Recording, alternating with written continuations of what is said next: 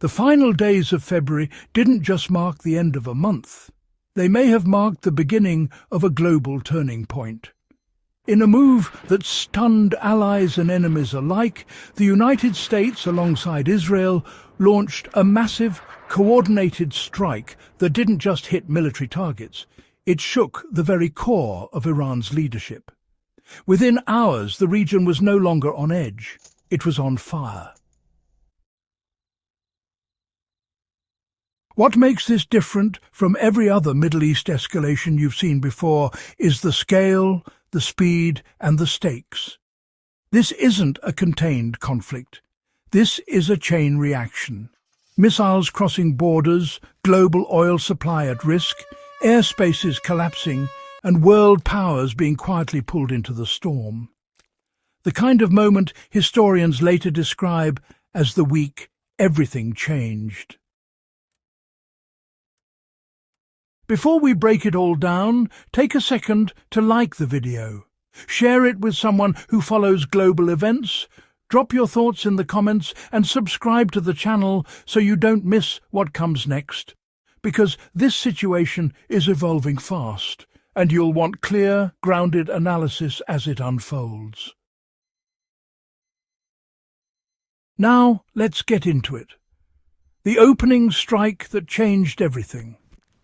What happened in those first hours wasn't just a military strike, it was a decapitation attempt. The targeting of Iran's top leadership signaled something far beyond deterrence. It suggested a deliberate attempt to destabilize, weaken, and potentially collapse the entire governing system. This kind of strategy carries, enormous risks. History has shown that removing leadership doesn't always end conflicts. It can fragment them, intensify them, or even unleash forces that are far harder to control. And in this case, the response came quickly and, frankly, brutally. Iran's strategy was to expand the battlefield. Instead of focusing retaliation solely on the United States or Israel, Iran widened the scope dramatically.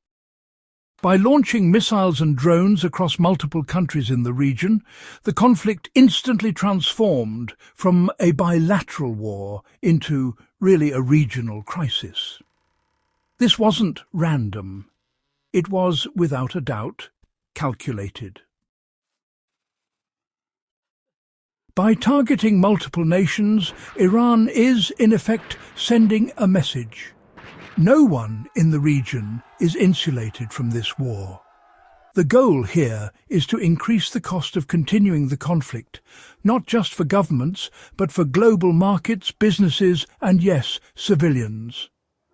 When cities that built their reputation on stability begin facing direct attacks, the psychological and economic shockwaves spread far beyond the battlefield. The oil choke point that could, break the global economy. At the heart of this crisis lies one of the most critical geographic niches in the world, the Strait of Hormuz. It's a narrow passage, but one that carries a massive portion of the world's energy supply. When that flow is threatened, everything changes.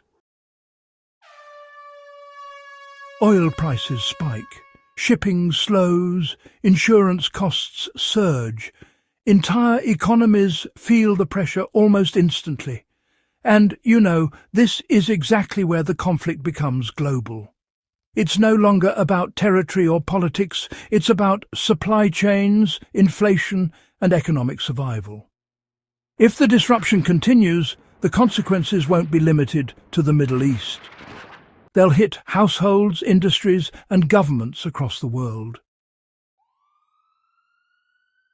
Airspace collapse and the hidden crisis in aviation. One of the less talked about consequences is unfolding in the skies. With large portions of the region becoming active conflict zones, airspace closures have forced airlines to reroute or cancel thousands of flights. This isn't just inconvenient, it's disruptive on a global scale. Air travel routes between continents depend heavily on this region. When those corridors close, flights become longer, more expensive, and honestly, less efficient.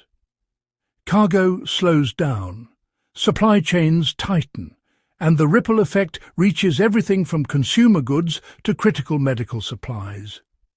This is how modern warfare differs from the past. It doesn't just destroy, it disrupts systems the entire world depends on. The risk of escalation, from regional war to global conflict, is becoming, well, increasingly real. The most dangerous aspect of this war isn't what has already happened, it's what could happen next. More countries are being pulled in, whether directly or indirectly. Military alliances are being tested. Strategic bases are becoming targets. And, every new strike increases the chance of miscalculation.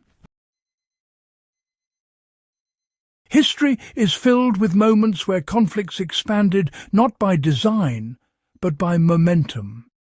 A strike here, a retaliation there, and suddenly the situation becomes far bigger than anyone initially intended. That risk is very real right now. The endgame nobody can clearly define. Perhaps the most unsettling part of this entire situation is the lack of a clear end goal. Is this about regime change, military deterrence, strategic dominance, economic pressure? Different leaders are signaling different objectives, and that ambiguity makes the conflict even more dangerous. Wars without clearly defined outcomes tend to drag on, evolve unpredictably, and leave lasting instability in their wake. And in a region as complex as this, the consequences of a prolonged conflict could reshape the geopolitical landscape for decades. This isn't just another chapter in Middle Eastern tensions. This is a moment that could redefine global power structures, economic stability, and international alliances. For those who follow history, this is one of those rare periods where events are moving so quickly that even experts struggle to keep up. The kind of moment that future generations will study, analyze, and debate for years to come. If you want to stay informed, grounded, and ahead of the noise, make sure you're subscribed. Share this video with others who want a clear breakdown of what's really happening, and drop your perspective in the comments.